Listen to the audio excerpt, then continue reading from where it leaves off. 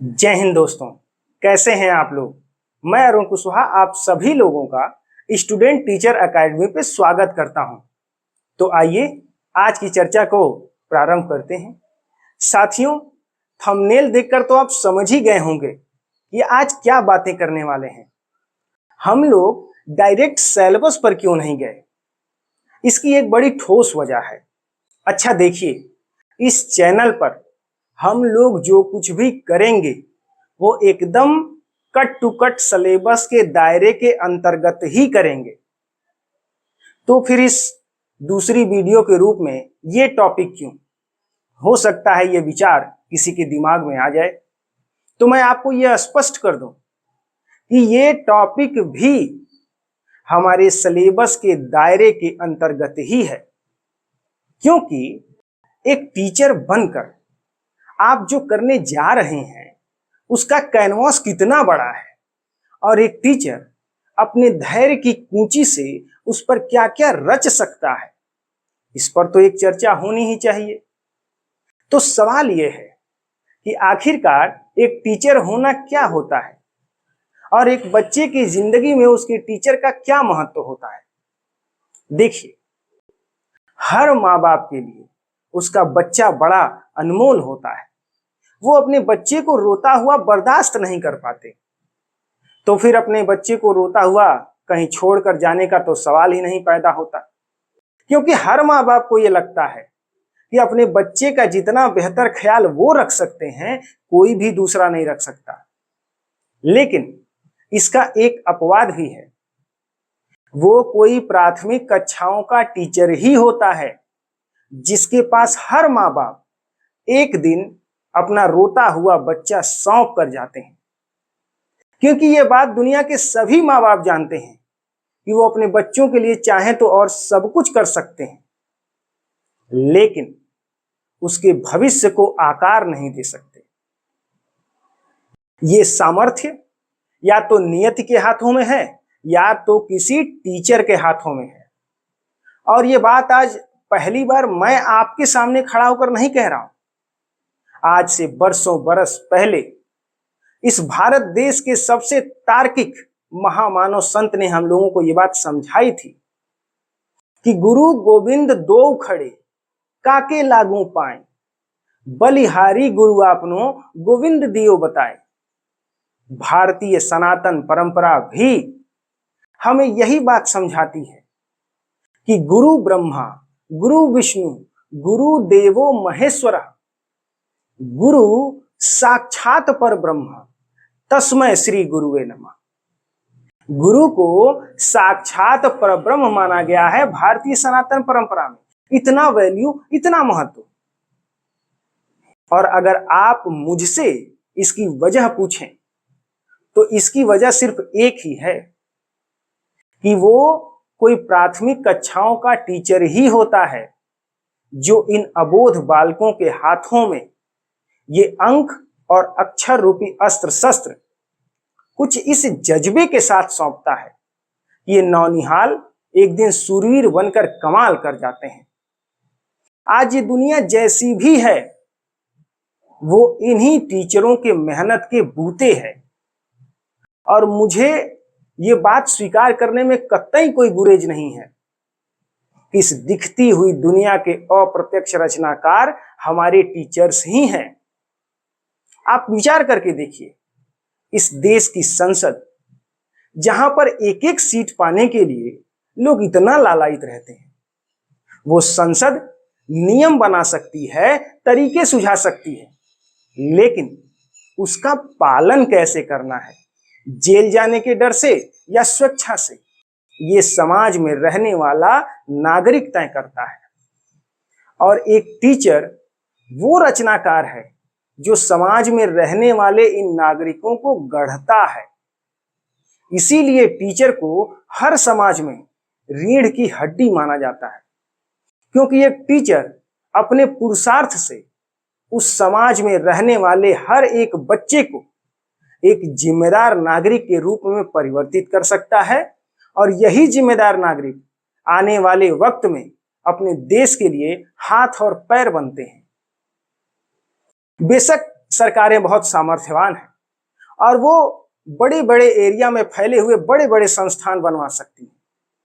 और इन संस्थानों में पढ़ाने वाले प्रोफेसर्स बिजनेस कैसे करना है, स्टार्टअप्स कैसे करना है, ये तरीके सुझा सकते हैं। लेकिन एक बड़ा टेक्नोक्रेट बनकर भी, एक बड़ा वकील, डॉक्टर, चार्टर्ड अकाउंटेंट बनकर भी हमें इंसान ही बने रहना है, इस बात की समझ के बीज उसकी बाल बुद्धि में कोई प्राथमिक कक्षाओं का टीचर ही रोप सकता है। ये अंतर है। और वैसे भी डॉक्टर बनना, वकील बनना, इंजीनियर बनना, चार्टर्ड अकाउंटेंट बनना, ये सब तो बाई प्रोडक्ट है उन हौसलों का जो उसे 5वीं 6वीं में पढ़ाते हुए किसी टीचर ने किसी दिन भरा था। ये टीचरों का ही सामर्थ्य है जो अपने क्लास में आने वाले इन अबोध बालकों को आत्मविश्वास से भरे हुए नौजवान के रूप में परिवर्तित कर देते हैं। और यही नौजवान कल को दुनिया में जाकर अपने लिए नई नई उपलब्धियां हासिल करते हैं। इस सच्चाई के बावजूद आज स्थिति थोड़ा डमाडोल हो गया है, क्योंकि जैसा हर प्रोफेशन के साथ होता है, इसके साथ भी वही हुआ। कुछ अलग मिजाज वाले लोग अपनी बेरोजगारी को दूर करने के चक्कर में इस काम से जुड़ते गए, और एक बार जब उनकी बेरोजगारी दूर हो गई तो और ज्यादा रुपया न कमा पाने की कुंठा उन्हें सताने लगी। लेखपाल साहब को देखिए, सेक्रेटरी साहब को देखिए, पिछले कई दशकों से अपने सैलरी को हाथ नहीं लगाए, और एक हमें देख लीजिए। तो क्या ऐसे लोगों को नौकरी ज्वाइन करने से पहले ये बात नहीं पता थी? और आज भी उन्हें कौन रोक रहा है? छोड़ दे सरकार का भरोसा, अपना बाहुबल, अपना पुरुषार्थ आजमाएं। लेकिन अगर ये लोग ऐसा नहीं कर सकते तो इन बच्चों के भविष्य की खातिर अपना ये कोरम पूरा करने वाला, खाना पूर्ति करने वाला जो उदासीन स्वभाव है, उसे त्याग दें। क्योंकि ये बड़ी साधारण सी बात है। जिस भी इंसान ने अपने जीवन का उद्देश्य तिजोरियां भरना बना रखा हो, वो इंसान अपने किसी कार्य के प्रति ईमानदार नहीं रह सकता। आप विचार करके देखिए, देश की सेना में कार्यरत कोई जवान अगर काम की कठिन परिस्थितियों की दुहाई देकर या फिर कम सैलरी की दुहाई देकर देश की खुफिया जानकारी किसी दुश्मन देश के हाथों बेच दे तो, या कोई व्यक्ति डॉक्टरी पढ़ने के बाद सरकारी हॉस्पिटल ज्वाइन ही ना करना चाहे तो कैसी अव्यवस्था फैल जाएगी। ठीक वैसे ही अगर एक टीचर अतिरिक्त धन न कमा पाने के कारण से निरुत्साहित हुआ जा रहा है तो वो समाज कितनी प्रगति कर पाएगा। और वैसे भी डॉक्टर होना, आर्मी में कार्यरत होना, एक टीचर होना, ये नौकरी मात्र नहीं है बल्कि उससे बढ़कर है। और एक टीचर होना तो इनमें सबसे गौरवपूर्ण जिम्मेदारी है। और ये बात मैं हवा में नहीं कह रहा हूं। एक टीचर चाहे तो अपने समाज को मशीन बनने से, रोबोट बनने से बचा सकता है, लेकिन एक बार नौकरी मिल जाने के बाद लोग अपने जंजालों में उतना उलझ जाते हैं कि उतने उनके जीवन का क्या उद्देश्य है, इससे उनकी दृष्टि हट जाती है। क्या सिर्फ पेट भरना और संसाधन जुटाना? छोटे बड़े स्तर पर तो ये काम सभी कर ले रहे हैं, लेकिन एक टीचर के जीवन जीने के उद्देश्य में और एक साधारण व्यक्ति के जीवन जीने के उद्देश्य में कुछ तो अंतर होना चाहिए। और इससे पवित्र अंतर क्या हो सकता है कि हमारी वजह से किसी की जिंदगी बदल जाए। अच्छा चलिए, अब अगर इस पर भी विचार करें कि इस नौकरी से हमें क्या क्या मिलता है, तो वो भी कम मौजू नहीं है। जरा सोच कर देखिए, जॉब सिक्योरिटी, अच्छा और समय पर वेतन, इसके अलावा नियमित वेतन वृद्धि, चिकित्सा की सुविधा है, अवकाश की सुविधा है, गर्मियों की छुट्टियां हैं, सर्दियों की छुट्टियां हैं, दूसरी सरकारी छुट्टियां हैं, अगर कभी बहुत पैसे की आवश्यकता हो गई तो भारत देश का हर एक बैंक आपको लोन दे सकता है। इसके अलावा अगर कहीं असामयिक देहावसान हो गया तो आपके किसी बच्चे को इन्हीं सुविधाओं के साथ एक सरकारी नौकरी। अब अगर ये सोचें कि इस नौकरी में हमें क्या नहीं मिलता है तो वह है डिप्रेशन, एंजाइटी और चिड़चिड़ापन। ऐसा इसलिए है क्योंकि टारगेट पूरा करवाने के नाम पर 24 घंटे बैताल की तरह खोपड़ी पर कोई सवार नहीं है। ना ही रोज रोज नए क्लाइंट से मिलना पड़ता है, ना ही किसी से दुश्मनी हो जाने का चक्कर है, ना नेतागिरी होने का लफड़ा है, न शहर शहर भागने की जरूरत। 7 से 8 घंटे का एक तयशुदा काम है। अगर उसे निष्ठापूर्ण ईमानदारी से कर लिया जाए तो पर्याप्त समय पहुंच जाता है खुद के लिए और परिवार के लिए। उसमें अपनी कोई हॉबी को परसू किया जा सकता है या फिर और ज्यादा पढ़ाई लिखाई करके टीजीटी, पीजीटी, यूजीसी नेट कौन रोक रहा है। इसके अलावा एक व्यक्ति के जीवन की जो सबसे बड़ी आकांक्षा होती है, अच्छा स्वास्थ्य और बेहतर रिश्ते, इसके लिए तो वरदान है एक टीचर होना। ऐसा इसलिए है क्योंकि एक टीचर अपना पूरा दिन जीवन और उत्साह से भरे हुए बच्चों के बीच में बिताता है। इससे उसका मूड ठीक रहता है, उसका स्वास्थ्य ठीक रहता है। प्राइवेट सेक्टर में काम करने वाले किसी व्यक्ति से पूछ करके देखिए, अगर कोई व्यक्ति ऑफिस में बहुत ज्यादा खुश रहने लगे तो उसका पूरा डिपार्टमेंट सीरियस हो जाता है। तो भैया लगता है बॉस से तगड़ी सेटिंग हुई है।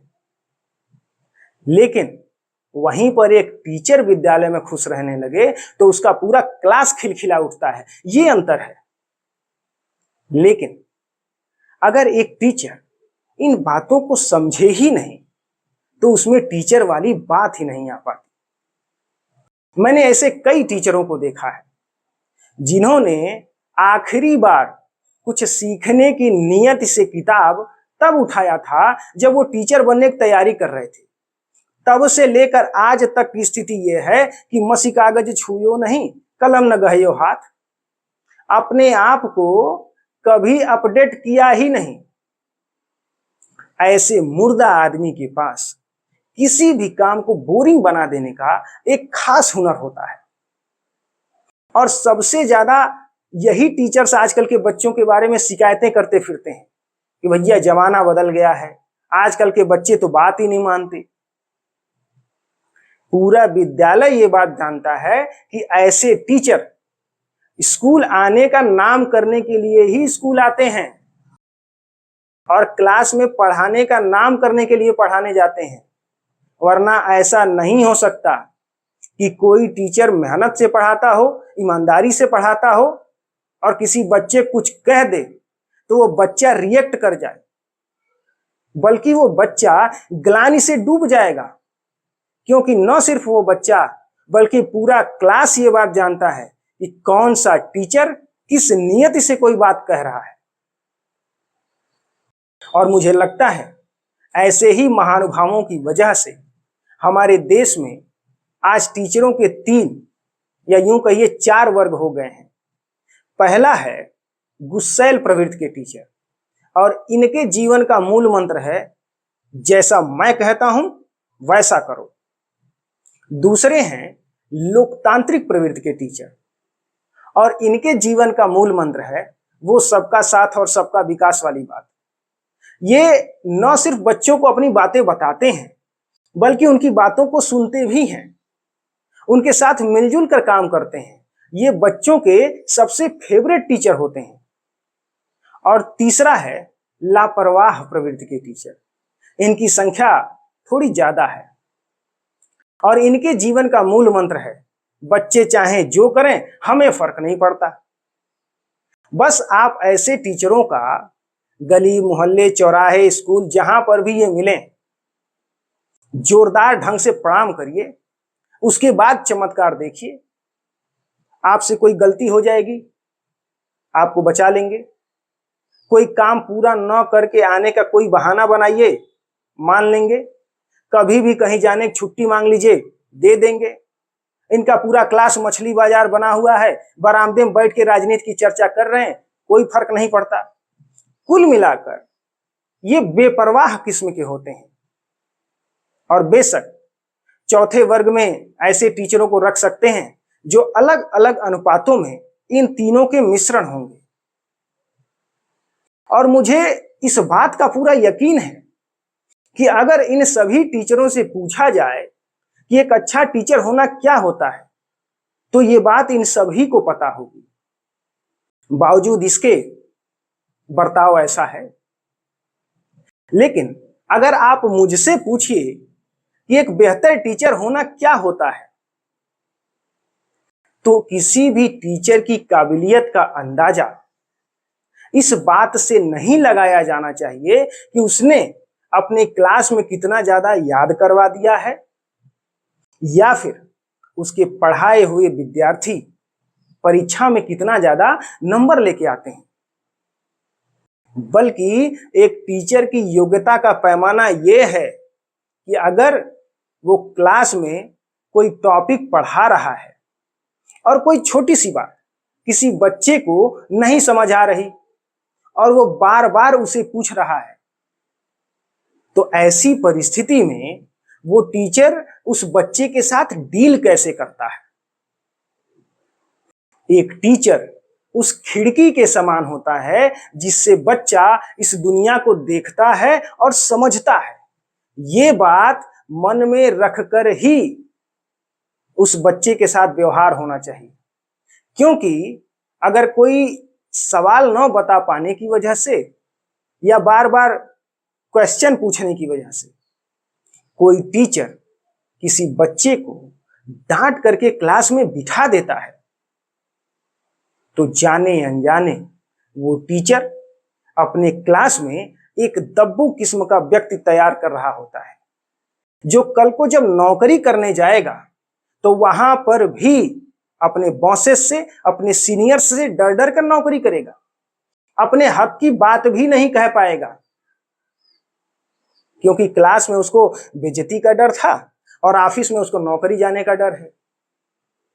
और इस डर की वजह से उपजी हुई निराशा उसे एक बेकार पिता और एक बुरा हस्बैंड के रूप में परिवर्तित कर सकती है, जो अपने परिवार के अलावा और पता नहीं कितनों को दुखी करेगा। लेकिन अगर एक टीचर अपनी क्लास में धैर्य दिखाए, जीवन में संघर्ष करके सफल हुए व्यक्तियों की कहानियां सुनाए, ये महीने दर महीने जो महापुरुषों के दिवस आते हैं, इन महापुरुषों के जीवन संघर्षों को बताए। आजकल स्टार्टअप्स की बड़ी धूम मची है, तो स्वरोजगार करके सफल हुए व्यक्तियों के बारे में वो क्लास में बताए। ऐसे हाइपोथेटिकल क्वेश्चन बना के पूछे, काल्पनिक सवाल बनाकर पूछे कि मान लीजिए आप इस परिस्थिति में रहते तो आप क्या करते। ऐसा करके एक टीचर अपनी क्लास में एक जिंदा दिमाग वाला सूरवीर योद्धा तैयार कर रहा होता है, जो कल जब जीवन के चक्रव्यूह में फंसेगा तो उसके पास उदाहरण होगा कि हर व्यक्ति के जीवन में संघर्ष आता है, चुनौतियां आती हैं, और ये संघर्ष हमें पहले से और ज्यादा बेहतर बनाने के लिए होता है। इससे वो हताश होकर, निराश होकर, टूटकर बैठेगा नहीं, बल्कि फिर से उठ खड़ा होने का कोई नया रास्ता तलाशेगा। बेशक ऐसा हो सकता है इस प्रक्रिया के कारण आप क्लास में उसे थोड़ा कम पढ़ा पाए। मेरा यकीन करिए, इससे कोई फर्क नहीं पड़ता। इलाहाबाद और दिल्ली में जाकर देखिए, आज भी सिविल सर्विसेज की तैयारी करने के लिए जो यूनिवर्सिटी ग्रेजुएट्स आते हैं, वो भी अपने जीएस की तैयारी 8वीं, 9वीं, 10वीं की एनसीईआरटी से ही प्रारंभ करते हैं। इस बच्चे को भी जब आवश्यकता होगी तो ये कवर कर लेगा, लेकिन अगर इसके व्यक्तित्व के निर्माण की सही उम्र निकल गई तो हर बच्चे के व्यक्तित्व के निर्माण के लिए एक सही उम्र की आवश्यकता होती है। और अगर ऐसा ना हो पाया तो वो बच्चा इस दुनिया की भीड़ में भटक सकता है।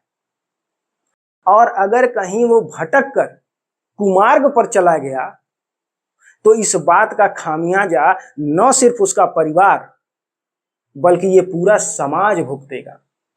चोरी, छिनैती, लूट, बलात्कार, हत्या और पता नहीं क्या क्या। किस परिवार का बच्चा होता है और किस परिवार के साथ दुर्घटना कर देता है। तुलसीदास जी ने व्यक्ति के अंदर के इसी सुमति और कुमति के बारे में हमें बहुत पहले बताया है। जहां सुमति तहां संपत्ति नाना, जहां कुमति तहां विपत्ति निदाना। और ये सुमति और कुमति जिस उम्र में बच्चों में जड़ पकड़ते हैं, उस उम्र के बच्चे तो प्राथमिक कक्षाओं के टीचरों के पास ही आते हैं।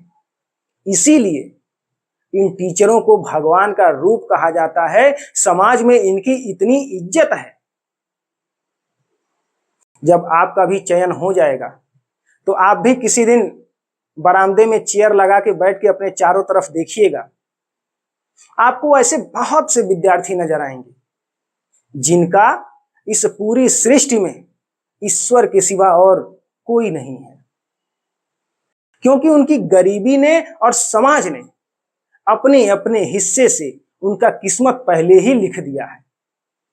और अब उनकी कुंडली अंतिम दस्तखत के लिए टीचर के हाथों में है। एक टीचर चाहे तो इसके ऊपर बहुत कुछ नया लिख सकता है। बहुतों ने लिखा है, आप उदाहरण जानते होंगे। और बहुत से लोग आज लिख रहे हैं जो आने वाले वक्त में दिखाई देगा। लेकिन ऐसे में सबसे मजेदार सवाल यह है कि जब आपको मौका मिलेगा तो आप क्या करेंगे। हो सकता है किसी के मन में ये ख्याल आए कि मेरे इस छोटे से कदम से इस दुनिया पर क्या ही फर्क पड़ जाएगा।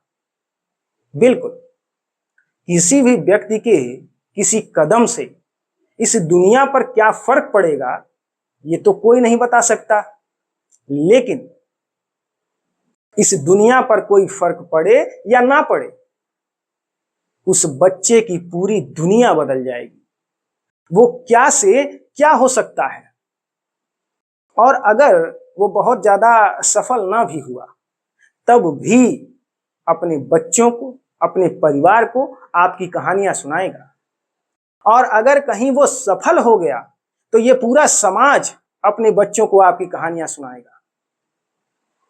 लेकिन ये सब कुछ तब तक नहीं हो सकता जब तक एक टीचर अपने आत्म स्वरूप का बोध न कर ले कि वो क्या है और क्या कर सकता है।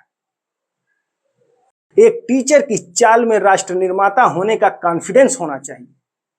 और यह उस समाज के लिए बड़ा दुर्भाग्यपूर्ण होता है जिस समाज में रहने वाला कोई टीचर अपनी आय से अपनी औकात का अंदाजा लगाता हो। भारतीय सनातन परंपरा इस बात की गवाह है कि जब जब ईश्वर ने धरती पर अवतार लिया है तब तब उन्होंने भी अपने जीवन के सबक अपने गुरु के चरणों में बैठकर ही सीखा। भगवान श्री राम ने महर्षि वशिष्ठ से और भगवान श्री कृष्ण ने महर्षि सांदीपनि से।